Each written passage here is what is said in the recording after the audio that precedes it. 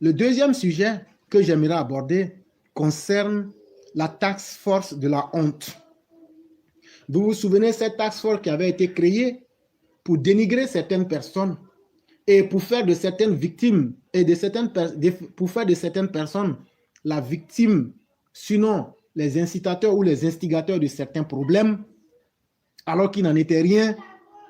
Nous avions tenu à restituer la vérité.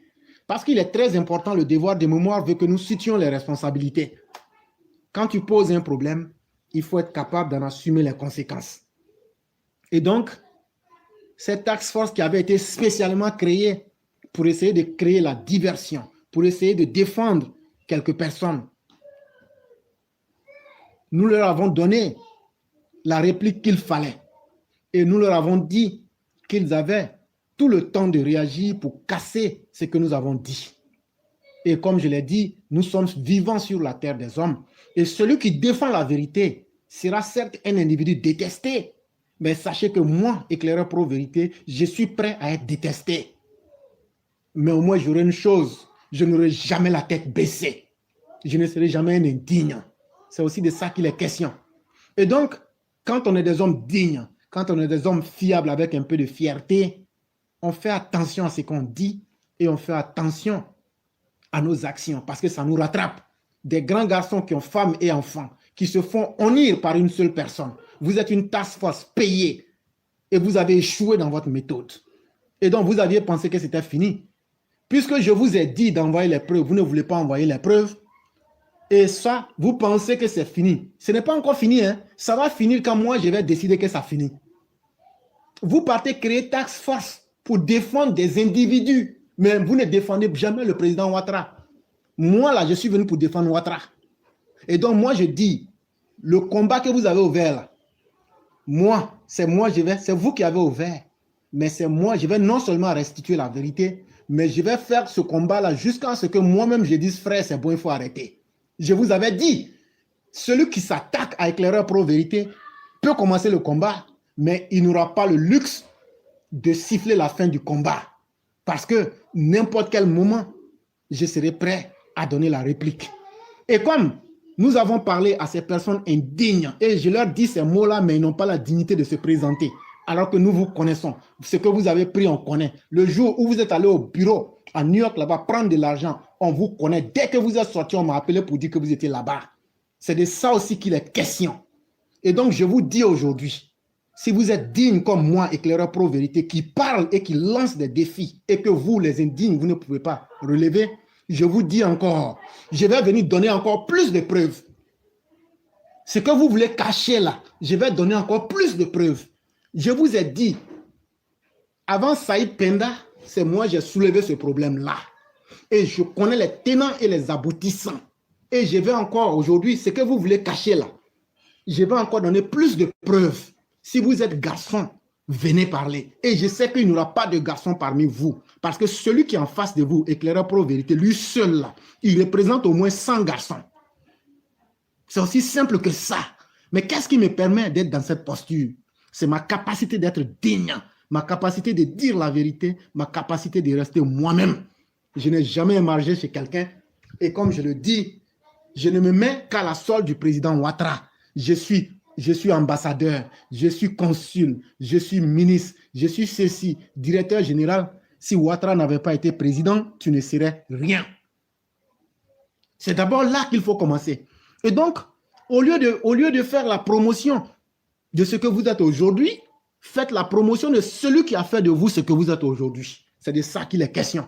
Et c'est pourquoi j'ai toujours été contre les pro-X et les pro-Y, parce que c'est malsain que notre chef, le leader incontesté, le Cyrus, soit là et il est en train de faire des miracles chaque jour et vous venez dans les petits calculs pour diviser les militants, pour essayer de créer la diversion à cause de vos propres égos et de vos propres ambitions individuelles. Ce parti RDR, RHDP, là, on se connaît dedans. En 2008, là, ceux qui voulaient trahir là, pour retourner au PDC, là, on les connaît. En 2008, je vais vous donner des détails aujourd'hui. En 2008, là, ceux qui étaient prêts, il y avait un groupe qui était prêt à trahir. Il y a un premier groupe où ils ont trahi. La deuxième vague qui devait trahir, là, on vous connaît très bien. Parce que vous, c'est vos intérêts personnels et les intérêts de vos familles qui vous intéressent. Et donc, même au sein de New York, disons-nous la vérité, même la première élection du premier président, Fatou-Touré, vous l'avez trahi quelque temps après. Vous pensez qu'on ne sait pas tout ça? Moi, c'est des gens que je ne connais pas et ça ne m'intéresse même pas. Mais ce qui est la vérité, là, moi, je le dis. Fatou-Touré avait été élu proprement. Mais quelques jours après, vous avez fait dans du dilatoire pour contester. Et vous n'avez fait que diviser les militants depuis lors, jusqu'à en arriver à vos fins. Mais malheur pour vous, Dieu va mettre quelqu'un qui s'appelle éclaireur pro-vérité pour faire sortir progressivement tout ce que vous êtes. Ce dont je parle là, vous connaissez. Et donc, je le dis clairement, mais je parle pour que vous sortez pour venir dire c'est faux. Ou bien même par insinuation, si vous êtes garçon, faites des insinuations pour dire que quelqu'un a dit ça. Faites insinuation et vous allez comprendre. Et donc, je vais sortir encore certains dossiers sur cette histoire-là. Je parle de l'ambassadeur, du consul non officiel Enza Camara. Je parle de M. Enza Camara. Moi, je ne suis pas dans les sentiments. Je préfère être dans la vérité, être détesté, mais je vais dire ce que je pense. Parce qu'il y a un grand problème. C'est nous, on est ici à New York. C'est nous, on connaît notre situation. M. Enza Camara, quel est l'état de la situation de votre exéquature? Chers tous, vous allez nous excuser. L'exéquature, là, c'est la procédure pour pouvoir être accrédité. Si vous voulez, c'est l'autorisation donnée à un agent d'une puissance étrangère pour exercer ses fonctions dans le pays où il est envoyé. Ça, c'est simple, tout le monde comprend. Pour que quelqu'un puisse servir un poste diplomatique ou même un poste dans une puissance étrangère, c'est ce qu'on appelle l'exéquature. Ça, ce n'est pas quelque chose qui est caché. Parce que écoutez très bien ce que je suis en train de dire. Parce que nous qui sommes ici, qui sommes éclairés, nous avons le devoir moral d'informer nos populations. Là, le jour qu'il y a un manquement ou bien il y a une faille, plus personne n'est étonné. Quel est l'état de l'exéquature? Vos chiens de guerre sans queue et sans connaissance des bandes d'idiots que vous avez mis là pour vous défendre ne peuvent même pas le faire. Vous payez une task force qui est incapable de vous aider, alors que moi seul, je viens déconstruire tout ça. Et donc, vous ne pourrez pas nous parler de l'état de l'exéquature parce que vous savez très bien que l'agent de liaison, et ce que je dis là, je sais de quoi je parle. L'agent de liaison qu'on appelle desk agent, vous savez que ce n'est pas quelqu'un qu'on peut corrompre. Ce n'est pas quelqu'un qui est corruptible. Et malheureusement, vous vous êtes confrontés à cette réalité. Mais, chers parents, quand on nomme quelqu'un diplomate dans un pays étranger, l'exéquature, là, ça vient avec des avantages. Et dans ces avantages-là, il y a quoi dedans? C'est ça qui est important. Et c'est là que vous allez comprendre l'inquiétude de nous, les Ivoiriens, aujourd'hui. Si M. Enza Camara est officiellement reconnu par les États-Unis comme consul général des Ivoiriens à New York, qu'on nous produise l'exéquature, ou bien à défaut, si cela a été fait, qu'il ne peut pas montrer, qu'il nous présente au moins la carte diplomatique de M. Enza Camara. Et la carte diplomatique là, ce n'est pas un secret. Mais il y a très peu de personnes ont vu, mais je vais vous donner une idée pour que vous ne soyez pas surpris. Carte diplomatique là, quand vous voyez là, en haut là, il y a un rectangle. La première partie là, c'est rose. C'est rose. Et puis le reste là, c'est comme blanc. Et puis on met tes informations dessus. Et puis il y a ton numéro et puis ta photo. Et puis il y a tes informations biographiques là-dessus avec tes informations physiques. Il n'y a pas de secret. Quand on t'accepte là, aux États-Unis là, comme je l'ai dit là, c'est sur une période de 30 jours. C'est sur une période de 30 jours qu'on t'accepte ou qu'on ne t'accepte pas. Aujourd'hui, nous sommes à combien? Presque 9 mois. Et après ça, quand on te donne l'exéquature là, après la carte diplomatique, qu'est-ce qui vient après? Hey, j'ai dit je connais. On t'envoie le detaxation card. Detaxation card. Ça c'est quoi? Vous qui dites non, on défend quelqu'un. On ne défend pas quelqu'un quand on est un ignorant. Sinon, vous devenez un ignorant ridicule. Après la carte diplomatique, là, il y a la carte Taxation Card. Ça vient avec des avantages. Toi qui a été reconnu là, du Taxation Card, là, on ne te charge pas d'impôts. Et donc, il y a une carte spéciale qu'on te donne. Et troisième avantage, le driver's license. Ton driver's license là, qui vient là, ça a la même couleur que la carte diplomatique qu'on te donne. Ça a la même couleur que le taxation paper et card, et ça a la même couleur que le driver's license. C'est-à-dire, la première bande là, elle est rose et le reste en blanc. Très peu de personnes ont vu ça. Quand je parle là, je connais. Moi, quand je suis allé aux États-Unis là, je ne suis pas allé pour ressembler aux autres. Je connais la loi des États-Unis. Et je l'ai dit. Et je le répète aujourd'hui, je suis l'un des Africains qui a fait partie des dizaines de personnes aux États-Unis sans leur prendre 5 francs. De quoi veut-on nous parler? Vous pensez qu'il faut 1000 ans pour connaître une loi? Il faut une volonté. Moi qui vous parle là, j'ai aidé des dizaines de personnes à aller aux États-Unis sans leur prendre 5 francs. Ça, c'est un. Le nombre de personnes que j'aide à filer les taxes, on ne peut pas compter. Le nombre de personnes que j'aide aux États-Unis pour essayer de régler leur situation, on ne peut pas les compter. Vous pensez que je suis un individu ordinaire, un individu qui ne sait pas ce qu'il veut, un individu qui est là pour suivre les autres parce qu'il est arrivé il n'y a pas longtemps? C'est une question de capacité et c'est une question de volonté. Souffrez que des gens comme moi aient la volonté d'aider leur communauté et d'aider les humains. Ça, c'est comme ça que Dieu nous a créés. Nous, là, on ne prend pas avec quelqu'un. Nous, là, on donne sans regarder en arrière. Parce que nous, on sait ce que Dieu nous réserve. C'est de ça qu'il est question. Et c'est pourquoi je dis ici que mon jugement appartient à Dieu. Et je n'ai pas besoin que les gens me jugent. Je préfère que vous me détestez.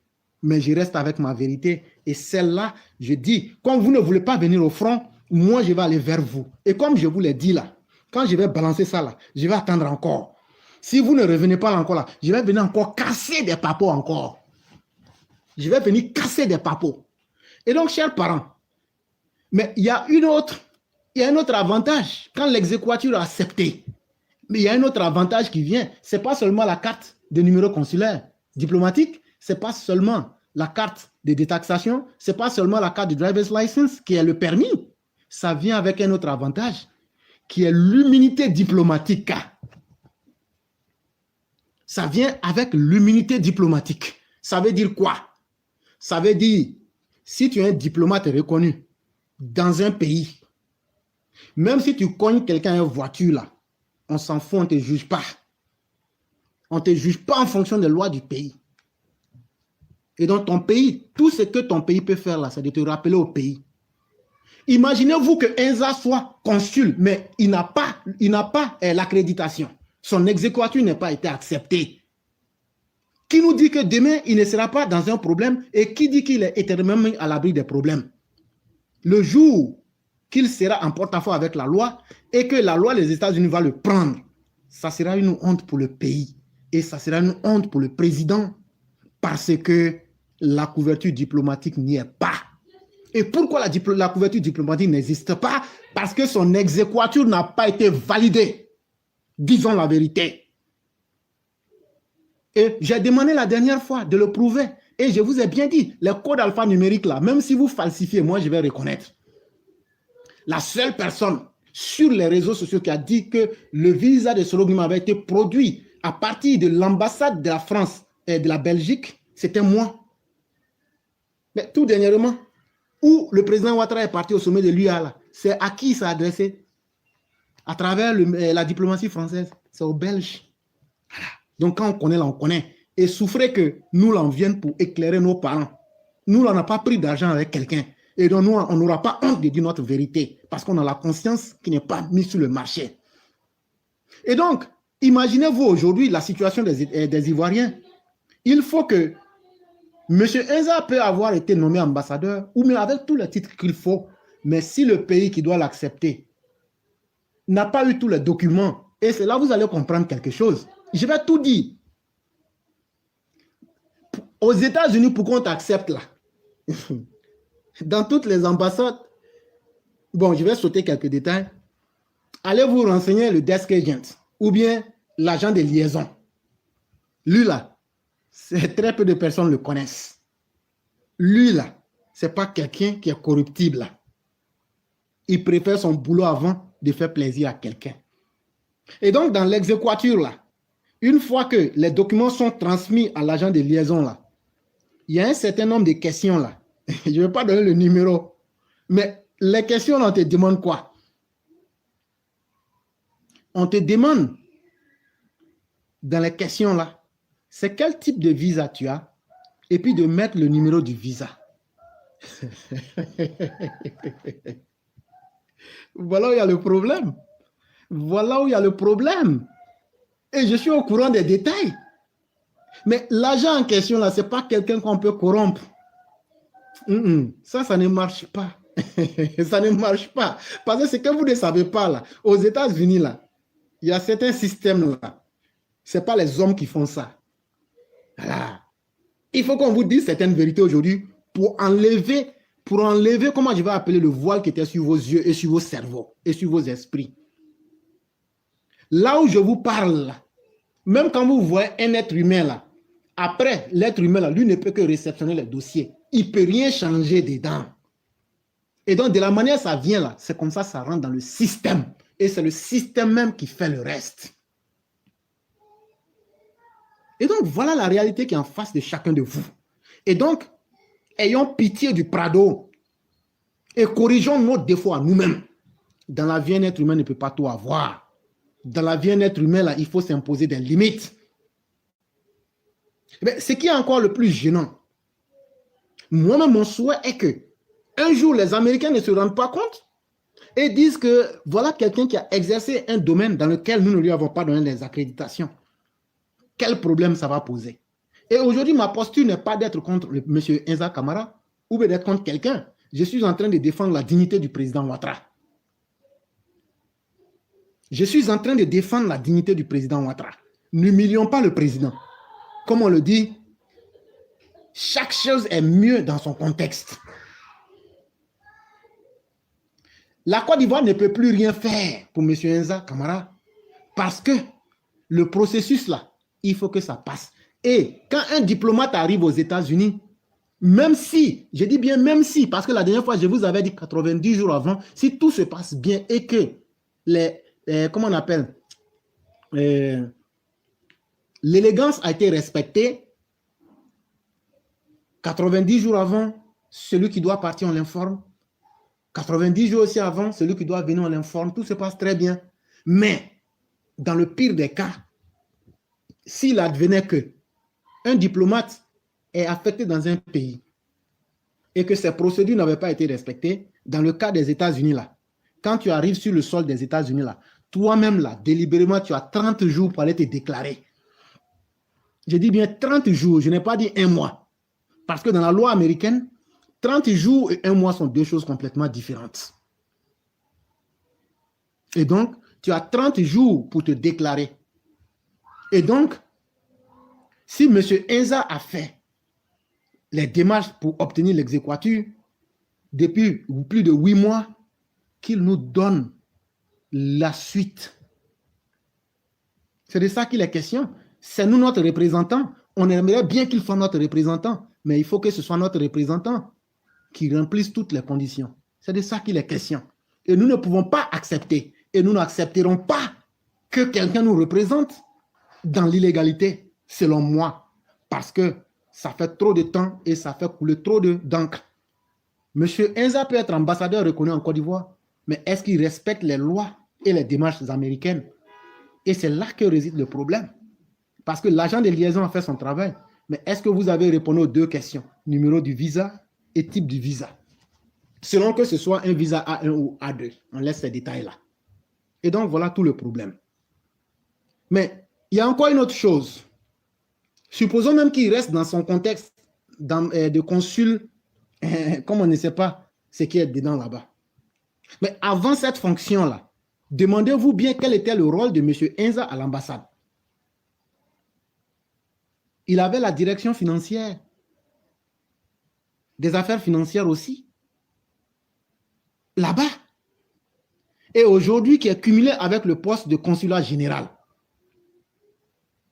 Quand même si on dit vous là, vous êtes plus fort que tout le monde là, ayez au moins la bonne conscience de savoir que il y a des gens aussi qui ont besoin aussi.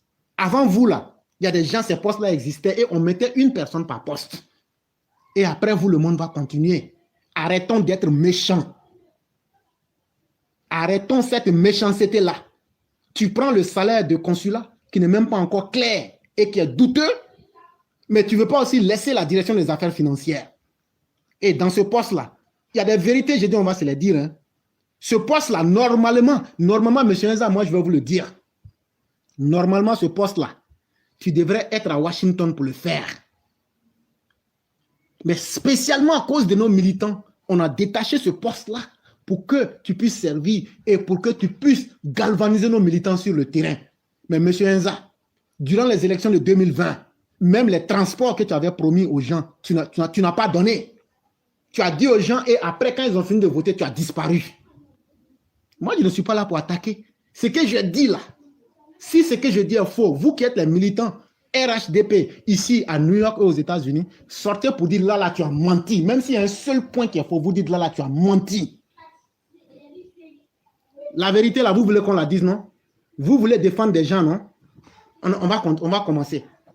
Ça là, je vais vous éduquer. C'est le président qu'on doit défendre. Et le président, il s'appelle Alassane Dramane Ouattara. Créer des task force pour défendre Ouattara contre les chiens qui sont en train de l'insulter sur les réseaux sociaux. Et vous allez voir que mon problème avec vous sera résolu. C'est Ouattara qui a fait de chacun de nous ce qu'on est. Moi, je n'ai jamais rien eu. Mais moi, je laisse mon sort à Dieu. Mais vous qui avez eu la chance d'être, ou bien de prendre l'argent avec eux là, c'est l'argent de Ouattara que vous avez pris et vous ne voulez pas combattre et vous ne voulez pas travailler dans la vérité, mais vous cherchez à faire votre promotion au détriment de celui qui vous nourrit, de celui qui a fait de vous ce que vous êtes. Et vous voulez qu'on cache ça. Moi, je dis ça. Comme on le dit, je dis ça. Moi, je dis ça. Et donc, ce n'est pas juste. Ce n'est pas juste que M. Enza Camara occupe la direction des affaires financières ou économiques. En même temps, il est consul. Sinon, normalement, tu devrais être pour la direction des affaires là. Ça a été fait spécialement. Si on veut regarder dans les règles de l'art, ça ne devrait même pas exister à New York. Mais ça a été fait pourquoi? Parce que quand tu nommes à une mission, que tu ne demandes pas le pourquoi, tu vas toujours rater ton rendez-vous avec l'histoire. C'était pour que M. Enza Camara puisse galvaniser les militants, financer les militants, les encourager, et ainsi de suite. Est-ce que ça a été fait? Mais la suite, on la connaît. On la connaît. Tout le monde sait que les gens du RDR, depuis la création en 1994, là, la première, tout le monde sait que les gens sont divisés là-bas. Et donc, il est difficile pour nous d'accepter la confusion et le flou. Même si on n'a rien là, on a pris avion pour venir aux États-Unis, le pays le plus puissant au monde. Et donc, nos esprits sont ouverts. Et ça là, nous, la vérité là, nous on l'a dit. Nous, on va la dire à tout le monde. Donc, je vais m'arrêter là aujourd'hui. Quand vous n'avez pas envie de vous battre là, vous commencez par là, et puis après vous dites vous ne voulez pas. Par là, on va faire jusqu'à ce que moi je dise c'est bon. C'est moi je vais décider quand on arrête. Donc, ce que je vous ai dit aujourd'hui là, je vous ai dit je connais. Quand je dis je connais là, c'est un grand caractère. Donc, calmez-vous.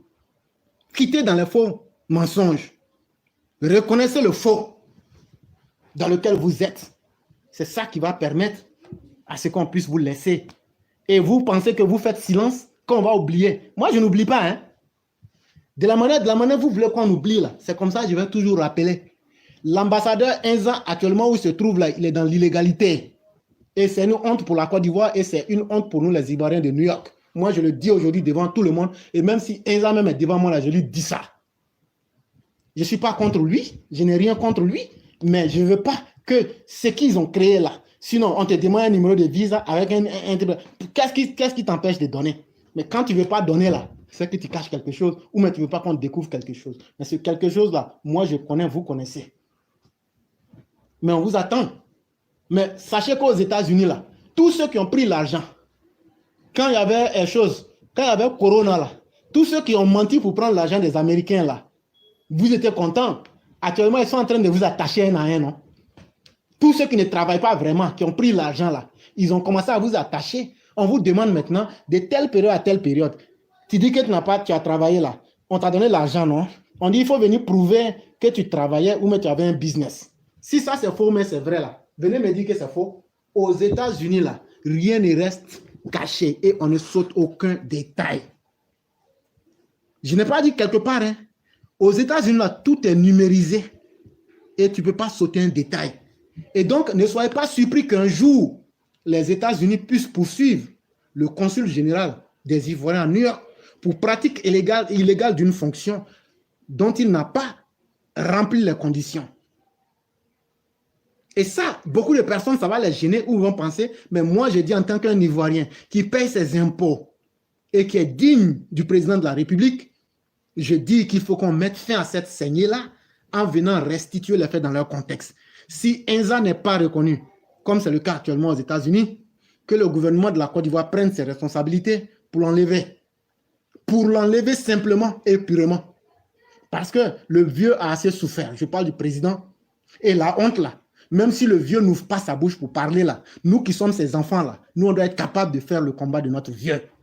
Moi je le dis, moi je ne suis pas un enfant bâtard pour oublier mon père, pour aller faire le combat pour ceux que mon père a nourris.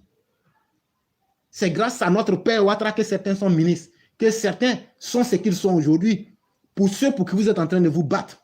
Mais moi là, je n'ai rien. Et devant ma conscience et devant Dieu, je n'attends même pas mon salaire de qui que ce soit. Mais cette vérité-là, on va se la dire. Et comme je l'ai dit, soit Enza quitte la direction des affaires financières et il lutte pour son poste de consul et il règle le problème parce que lui seul ne peut pas avoir deux postes. Moralement même, c'est inacceptable. Et c'est injuste. Mais on veut nous faire accepter ça parce que même si il n'est pas acceptable, il va prendre illégalement le salaire de consul général. Après encore, il va aussi occuper la direction des affaires financières. Et ça, personne ne doit parler. Mais moi, là, moi, je parle. Moi, je parle. Et moi, je dis la vérité aux Ivoiriens. Et comme je l'ai dit, s'il y a un garçon là, sortez pour venir dire c'est faux, mais c'est vrai. C'est de ça qu'il est question. Et donc, on va laisser ce problème en attendant que la task force de l'indignité sorte pour venir dire que c'est faux, c'est vrai. Ils ne pourront jamais, ils ne peuvent pas. Et eux-mêmes, ils savent. Quand ils m'entendent là, ils savent que c'est un garçon qui a parlé. Vous êtes 10. Vous avez pris l'argent du gars ou bien des gens. Vous ne pouvez pas. Vous avez même tenté de corrompre des Dex Agents. Mais ça ne marche pas comme ça. Je vous ai dit, l'une des personnes qui connaît la solution là, c'est moi. Aïe. Quand quelqu'un a parlé comme ça là, et c'est qui sait sur quoi il compte. Voilà. Et donc, mesdames et messieurs, il faut encore aller dire à la task force de l'indignité que éclairer est sur leur dos. Et puis je vais faire rôder jusqu'à la fin pour que la vérité soit restituée, pour que la dignité du président lui revienne. C'est de ça qu'il est question.